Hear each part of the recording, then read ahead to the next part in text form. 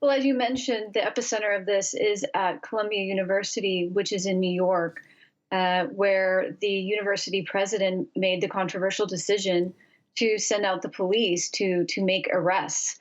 And that movement also spawned other movements across the U.S., like you mentioned, in California, in Texas, in Georgia at Emory University, in Boston at Emerson College, and many other different universities. And so it's definitely gaining steam and gaining momentum. I think some of the momentum came after the U.S.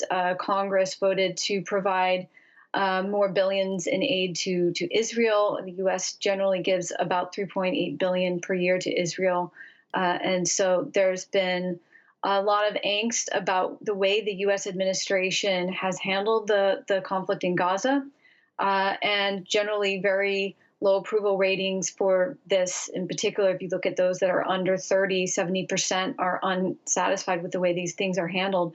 And so it's no surprise that this is going to lead to huge protests in college campuses, which have historically in the US been the epicenter of protest activity. And are the protesters making their voices heard, do you think? And would you say this is having any real impact on pressuring the Biden administrations? I mean, with elections coming up, is this something that could have an effect on political campaigns? This all definitely gets Biden's attention. And in one of his campaign stops, uh, he had to hear chants of him being called Genocide Joe. So he's been accused of supporting a genocide from the standpoint of these students. I think what has been even more impactful has been the primary voting, that there have been protest votes that have taken place in several primaries, particularly in places where you have large Arab American populations.